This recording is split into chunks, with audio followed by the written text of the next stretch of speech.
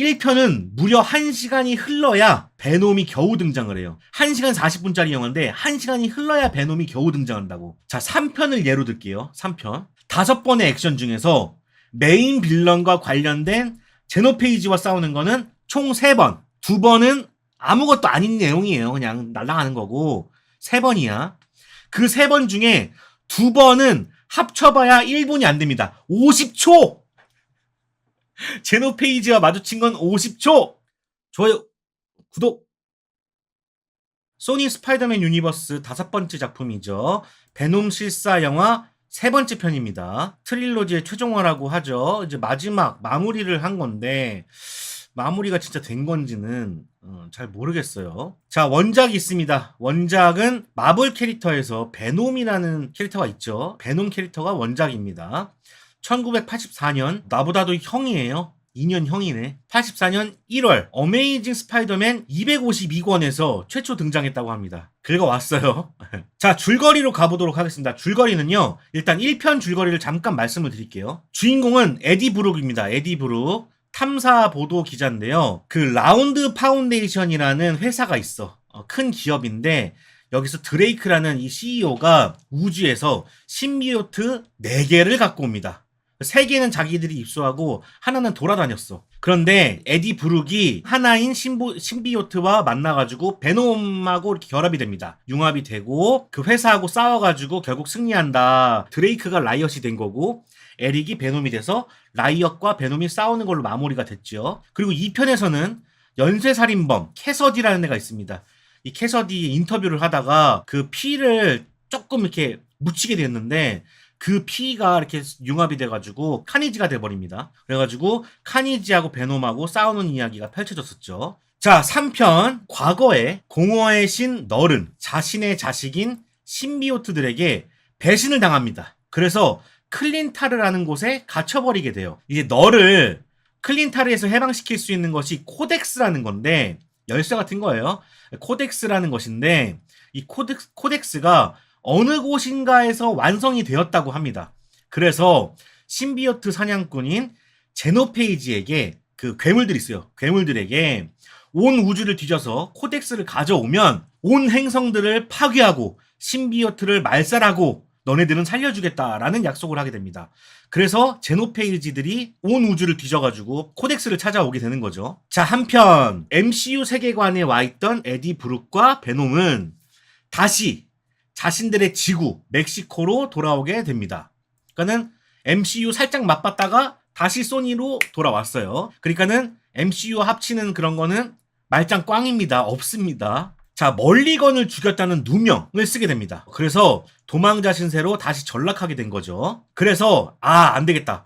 뉴욕에 있는 판사를 협박해가지고 누명을 좀 벗어야겠다 해가지고 길을 떠나게 됩니다. 자, 그럼 여기서 코덱스가 뭐냐? 숙주가 죽고 신비오트가 숙주 안으로 들어가서 살려내면 각자의 생명력이 이제 코덱스라는 하나의 힘으로 합쳐집니다. 그러니까는 뭐냐면 1편에서 에디 브룩이 죽었잖아요. 한번 죽었는데 베놈이 들어가면서 살리겠단 말이야. 그때 과정에서 융합이 일어나서 코덱스가 만들어진 거야. 열쇠가 만들어진 거야. 그래서 널이 눈치를 챈 거지. 한마디로 베놈으로 완전히 변할 때 그때 제노페이지들한테 신호가 갑니다. 그래서 그러니까 그런 거야. 추노꾼인 거야. 제노페이지가 추노꾼이고 얘네가 추노인 거야. 근데 얘네가 합쳐질 때마다 완벽한 베놈이 될 때마다 그 신호가 와가지고 저기 있다 해가지고 달려오게 되는 거죠. 자, 에디 브룩은 뉴욕으로 가던 비행기에서 떨어져서 산전수전을 겪다가 55구역의 군인들로부터 잡히게 됩니다. 자, 55구역에는 톡신이 된 멀리건과 여러 신비오트들이 봉쇄되어 있었어요. 그런데 그곳에 제노페이지가 습격을 하게 되는 거죠. 과연 에디와 베놈은 코덱스를 지킬 수 있을 것인가? 과연 널로부터 지구와 온 우주를 지킬 수 있을 것인가? 하는 게 바로 베놈 3 라스트 댄스입니다. 좀 축약을 해보자면 베놈이 융합하는 과정에서 열쇠가 생겼고 그 열쇠를 꺼내면은 널이 그걸 가지게 되면은 온 우주를 파괴할 수 있는 거야. 그래서 이 열쇠를 하나 지키는 게 온 우주를 지키는 게 되는 거죠. 네, 그 내용이 베놈 되겠습니다. 자, 작품 설명을 좀 드리도록 하겠습니다. 감독은요, 켈리 마르쉘이라는 감독이고요. 1편은 루벤 플래셔가 했었고요. 2편은 앤디 서키스가 있었는데 요번에는 1, 2편의 각본을 쓴 켈리 마르쉘이 입봉을 하게 되었습니다. 입봉인 것 같아요. 네, 입봉을 하게 되었습니다. 첫 영화인 것 같아요. 자, 각본은 역시나 켈리 마르쉘과 토마디가 참여를 했습니다. 토마디가 요번에는 1, 2에서는 안 나왔던 것 같은데, 안 했던 것 같은데, 요번에 3에는 합류를 했어요. 러닝 타임은 1시간 48분 47초인데, 109분입니다. 제가 뭐라고 그랬어요? 2시간이 안 넘는 영화? 좋다 그랬죠. 아주 간편하게 보고 올 수 있는 그런 영화입니다. 그리고 또 이거 엔딩 크레딧이 길어서 한 10분 정도 빠진다고 생각하면 돼. 그러면 한 1시간 40분? 예, 굉장히 짧은 영화입니다. 자, 영화의 구성은요. 일단 세계관 설명, 베놈의 행적, 뭐 이런 소개들이 25분 앞에 깔려 있고요. 그리고 에디의 로드 무비가 40분이 소요가 됩니다. 이제 길을 떠나는 과정, 뉴욕까지 가는 과정이 40분이 나와요. 그리고 마지막 전투가 그냥 집약돼 있어서 25분, 장작 25분, 그리고 마무리 5분 이렇게 생각하시면 될 것 같습니다. 아까 말씀드린 것처럼 엔딩 크레딧이 꽤 길어요. 그래서 한 10분 정도 됩니다. 그리고 쿠키도 2개 있습니다. 하나가 이제 널이 폭주하는, 너를 가만 안 두겠어, 이 세상을 파괴할 거야, 타노스 같이 이제 얘기하는 거죠. 그리고 하나가 이제 바퀴벌레가 나오는 장면이었는데 아마도 베놈의 조각, 바퀴벌레한테 묻어 있었나 봐. 그래서 조각이 그 실험관이라고 해야 되나요? 거기에 안에 들어가는 게 쿠키가 있었어요. 그래서 베놈은 언제든지 계속될 수 있다라는 여지를 남겼습니다. 51구역이 따로 있고 얘네들이 갇혀있던 곳은 55구역이었습니다. 자, 어떤 이야기들이 있냐면 한 2가지 이야기로 구성이 되어 있는데, 첫 번째, 베놈 시리즈를 전체로 관통하는 그런 주제죠. 에디와 베놈의 우정. 에디와 베놈의 우정을 다루고 있습니다. 맨 마지막 에디와 베놈이 나누었던 추억들을 이제 회상하는 장면만 봐도 이 영화가 어떤 이야기를 그리려고 했는지를 보여주는 대목이라고 할 수 있겠죠. 신비오트의 너드 베놈과 인간 너드의 에디의 우주를 넘나드는 우정과 성장기를 보여주는 작품이었습니다. 둘 다 너드였어. 얘도 찌질이었고 얘도 찌질이었는데 두 찌질이가 만나서 우정을 쌓고서는 헤어지는 내용이야. 되게 슬프게 연출을 했습니다. 되게 어이없다고 생각하시는 분들도 많으실 거예요. 사실 1편, 2편, 아니 3편 중후반부까지만 해도 우정으로 느끼기에는 너무 코믹하게만 보이는 설익은 관계였다고 생각을 했는데, 에디를 대신해서 베놈이 헌신하는 모습을 보니 좀 뭉클하기도 하더라고요. 우정이 맞구나. 이때서야 좀 깨달았다고 해야 되나요? 저는 1, 2편에서는 이게 우정이야? 라는 생각을 했었는데 나중에 생각해보니까 우정이 맞았다. 그 정도의 느낌을 받았고, 자, 2번째, 베놈의 확장이라고 볼 수 있겠죠. 일단 3편으로 이야기는 마무리되었으나 역시 후속작이 있을 것으로 보여집니다. 그게 베놈이란 타이틀은 아닐지언정 처음 시작하자마자 돌을 모으는 보라돌이를 이야기한 것으로 봐서 역시 타노스를 언급한 것으로 보이는데, 멀티버스는 매우 불안정해져 있기 때문에 언제든지 MCU와 길을 열어두고 있다고 봐야 할 것 같습니다.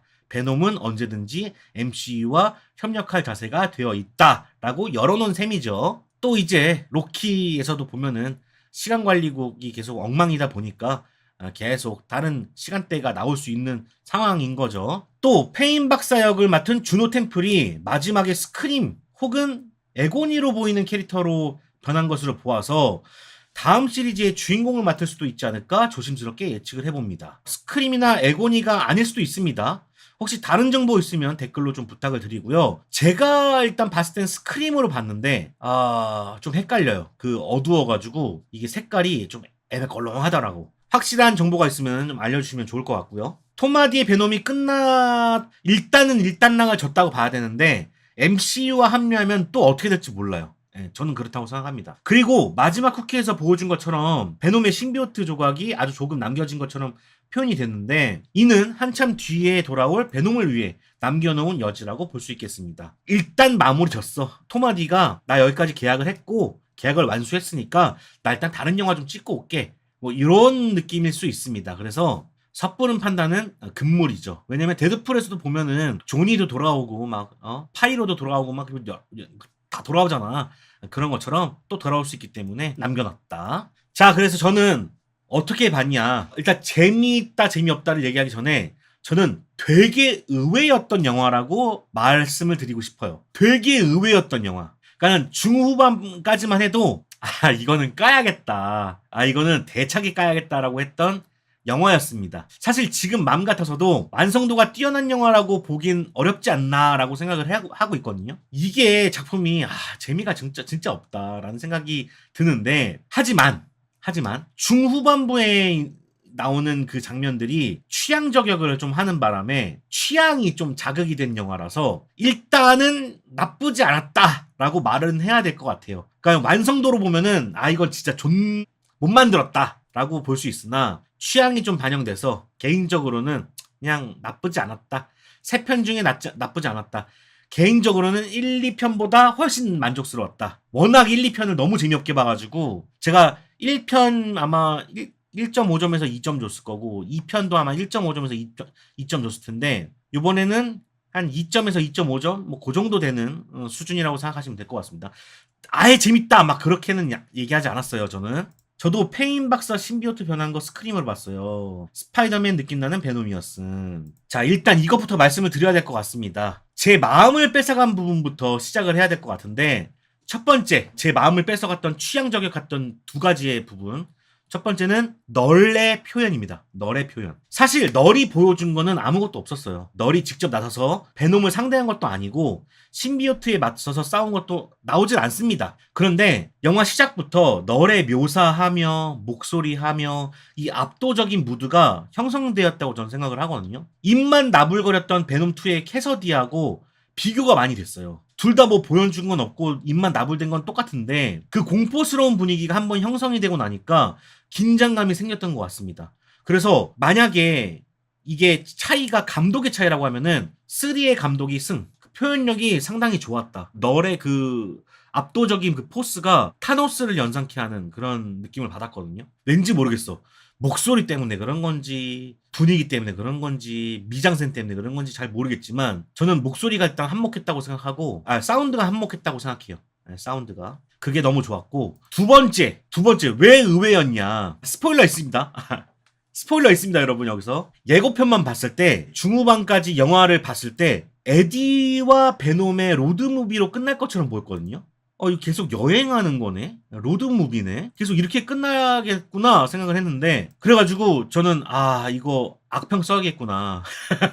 악평을 쓰고 여러분들한테 신나게 그 까는 모습을 보여줘야겠구나 생각을 할 시점에서 신비오트들이 다른 과학자들과 융합을 하면서 신비오트의 여러 형태를 볼 수 있었어요. 이건 최근 히어로에서 볼 수 있는 형태를 또 가져온 건데, 그러니까 스파이더맨 노웨이 홈에서 3스파, 그리고 빌런들, 스파이더맨 어크로스 더 유니버스에서 수많은 스파이더맨, 뭐 데드풀과 울버린에서 데드풀 떼거지, 로키에서 나온 여러 로키 떼거지, 뭐 이런 것과 같은 효과거든요. 전혀 기대를 안 하고 있던 지라서 많이 놀랐습니다.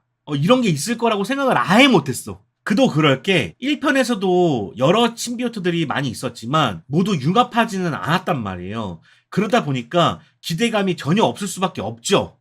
또 기대도 없던 여러 신비오트들이 제노페이지와 싸우는 모습을 보니까 좋더라고. 참 단순해. 단순해. 그걸 보면서 느낀 거지만 역시나 영화라는 건 새삼 기대가 없어야 더 크게 다가오는 거구나 라는 걸 또 느꼈습니다. 진짜 기대가 1도 없었거든. 베놈 1, 2 제가 정말 최악의 평을 남겼기 때문에 요번에 진짜 기대를 하나도 안 하고 봤어. 근데 갑자기 신비오트들이 떼거지로 나오는 거야. 좋다. 그리고 심지어 신비오트들이 또 이제 먹혀져. 사라지고 있어 막. 이거 진짜 자극적이다. 이런 느낌을 많이 받았던 것 같습니다. 그 중에서 가장 기억에 남는 신비오트는 초고속 신비오트. 그래도 이번 베놈은 어벤져스 때 아이디어를 잘 썼음. 맞아요. 후반 신비오트 군단 융합 액션씬 좋았습니다. 그래서 그 부분은 정말 좋았다. 자, 그런데 앞서도 이야기 드렸지만 그렇다고 해서 완성도 있는 영화라고 생각하지는 않습니다. 그리고 이 완성도에는 기획에서 판가름 났다고 생각을 해요. 그래서 베놈 시리즈 전체를 놓고 본격적인 이야기를 해보려고 하는데요. 왜 베놈 시리즈는 이 모양일까를 이야기해보려고 합니다. 왜 베놈 시리즈는 요 모양 요 꼴일까? 지난 베놈2 렛데어비 카니지 리뷰에서도 말씀을 드렸지만 첫 번째, 스파이더맨 없는 베놈. 이게 문제야. 본질적인 문제잖아. 스파이더맨의 아치에너미 캐릭터가 베놈인데 스파이더맨이 나오질 않아. 지난 조커2에서도 제가 비슷한 이야기를 했지만 이들은 속 없는 만두를 제작하고 있어요. 안고 없는 찐빵을 만들고 있다고. 라면을 만들었는데 스프가 없어. 그런 거랑 똑같은 거예요. 아니, 베놈은 스파이더맨이 있어야 성사가 되는 캐릭터입니다. 근데 그게 아니다 보니까 그냥 본질적으로 이 시리즈의 기획이 엉망진창이야. 엉망진창. 그 부분은 제가 전에 리뷰를 했으니까 그 리뷰를 참고하시면 될 것 같고요. 자, 두 번째. 액션씬이 생각보다 없습니다. 베놈2에서도 제가 이 부분을 지적을 했었는데요. 베놈2에서 실질적인 액션은 단 한 시퀀스 뿐입니다.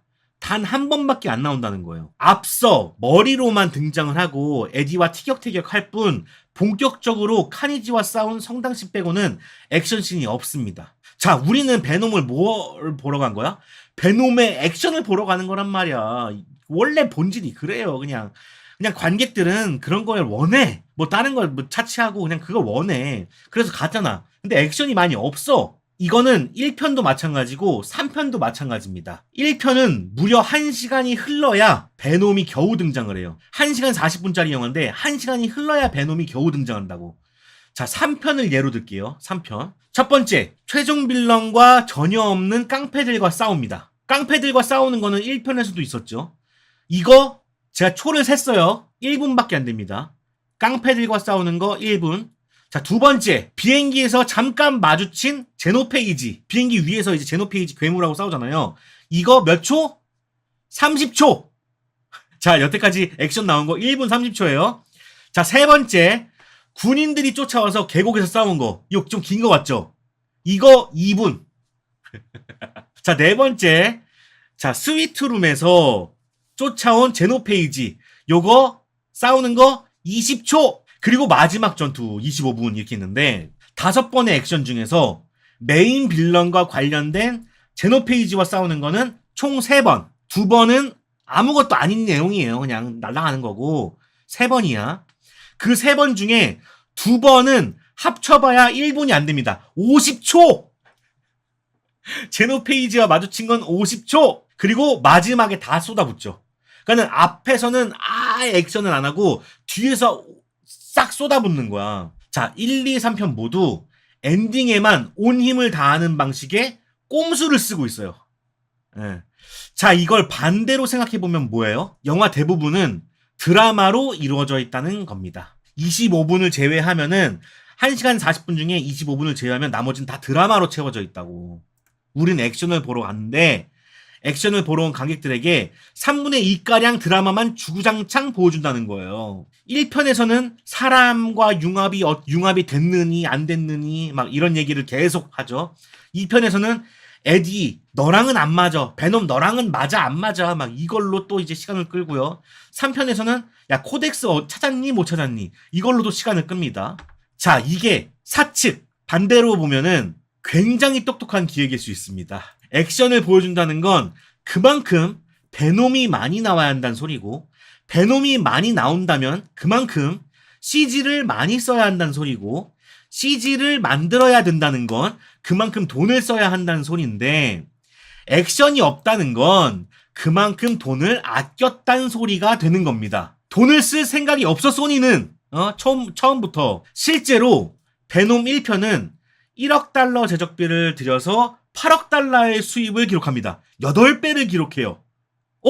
내가 그냥 이렇게 액션 조금 해가지고 그냥 개봉시키자 했는데 8배를 벌었네.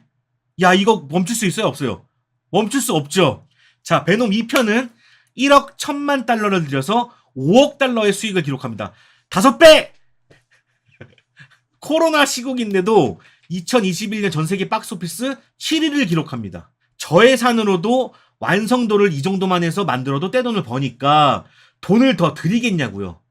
얘네들은 기본적으로 괘씸해. 괘씸한 제작과 기획이었어. 원래 그랬다니까. 아주 여기에 맛을 들인 겁니다. 그래서 이번 3편도 1억 2천만 달러, 2편보다 1천만 달러를 올려서 제작을 했어요. 야, 1천만 달러. 이러니까 액션이 당연히 적을 수밖에 없죠. 이러다 보니 말 같지도 않은 로드무비를 40분이나 봐야 하는 상황이 펼쳐졌다고 봅니다. 이 모든 게 계산되어 있었다고 생각하면 진짜 괘씸한 거죠. 저는 베놈 1, 2 때도 악평을 남겼지만 이 시리즈는 그냥 괘씸해요. 처음부터 우리를 만족시켜줄 생각이 없었어. 생각이 없었다고. 그런데 1편, 2편, 그래도 1편, 2편 재밌었는데요. 여러분 속은 겁니다. 얘네들은 만족시켜줄 자세가 안 돼 있다니까. 처음 1억 달러, 1억 1천만 달러, 1억 2천만 달러 이걸로 계속 한다고? 여러분 다른 영화 한번 보세요. 1억 달러 드렸으면요 2억 달러 드리고요, 2억 달러 드렸으면 4억 달러 드립니다. 근데 이 베놈 이 새끼들은 그럴 생각이 아예 없었다. 그러니까 기본적으로 재미가 없는 거야. 여러분 속지 마세요. 좀 더 딥하게 들어가면은 신비오트 설명이 좀 부족했죠. 부족한 상태에서 과학자들과 결합을 했죠. 그런 캐릭터 설명이 좀 덜 됐어요. 그래서 초심자들에게는 좀 설명이 부족한 것이 아닌가라는 생각이 좀 들었고, 그리고 아무 상관도 없는 그 가족의 의미를 잘 모르겠는데 그 가족이 상당히 많이 그 시간을 차지하고 있단 말이에요. 근데 거기에 대해서 의미를 잘 못 찾겠단 말이지. 그런 로드 무비를 계속 봐야 되는 것도 되게 지루했고, 또 이제 마지막에 베놈과의 그 시간을 주마등처럼 이렇게 지나가게 하는데 그 부분이 누군가에게는 굉장히 슬픈 장면이 될 수 있지만 누군가에게는 헛웃음이 나오는 그런 장면이 될 수도 있었다.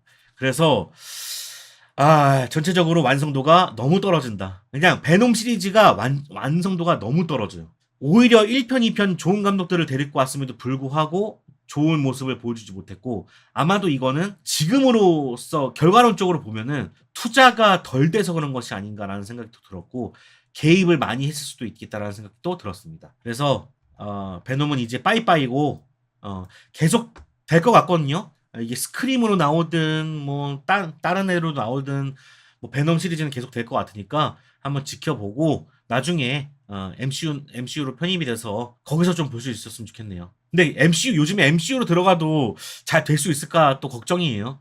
네, 사실.